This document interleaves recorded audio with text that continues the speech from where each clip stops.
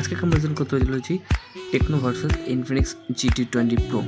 দুটো ডিফারেন্ট কোম্পানির মোবাইল, কোনটা বেস্ট, কোনটা বাজেট ফ্রেন্ডলি, অবশ্যই দেখতে হলে ফুল ভিডিওটা ওয়াচ করতে হবে, স্কিপ না করে। তোমরা যারা যারা এখনো চ্যানেলটাকে সাবস্ক্রাইব করো নি, তো তাদের যাও গিয়ে উদ্দেশ্য করে চ্যানেলটাকে সাবস্ক্রাইব করে পাশে থেকো কারণ এই ধরনের ভিডিও পাওয়ার জন্য। ওয়েটটা দেখে নাও, দুটো মোবাইলের ওয়েট দুটো কিন্তু সেম আছে, আর র্যাম, রম, ক্যামেরা সব কিছু দেখতে হলে কিন্তু ফুল ভিডিও দেখতে হবে।